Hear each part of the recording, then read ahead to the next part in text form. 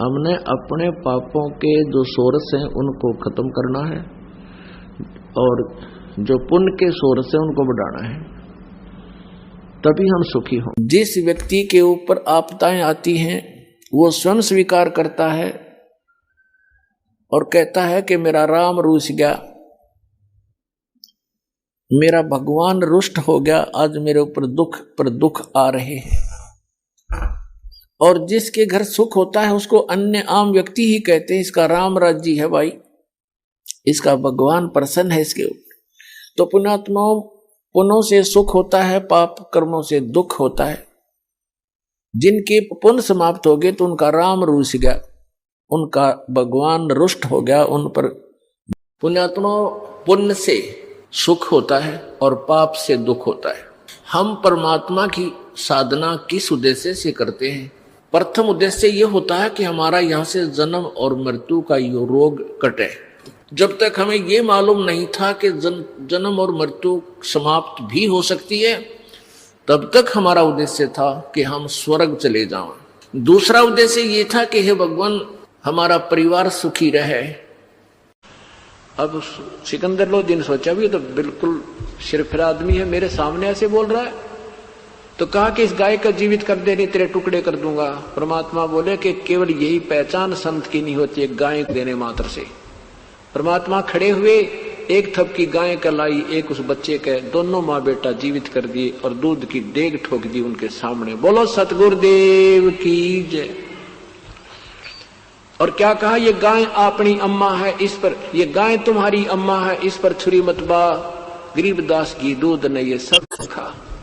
दुष्टन किए परमात्मा ने और कहा कि नादान, तुम इस गाय को एक बार मार के इसका मांस खा जाते हो, इसका दूध पियो और तुम्हें 10 वर्ष तक दूध पिलावे, दही खाओ न खाओ, ये गंद खाना तुमने कहां से गया, कौन सी किताब में लिखा तुम्हारी में?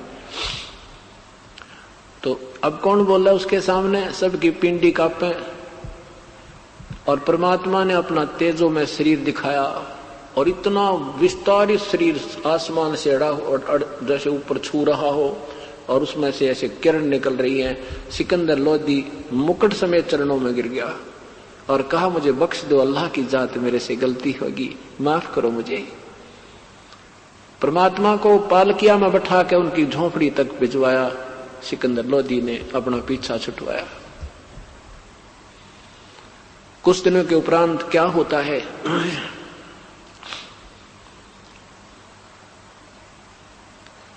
कुछ दिनों के उपरांत क्या होता है कि सिकंदर लोदी को एक भयंकर असाध्य रोग हो गया।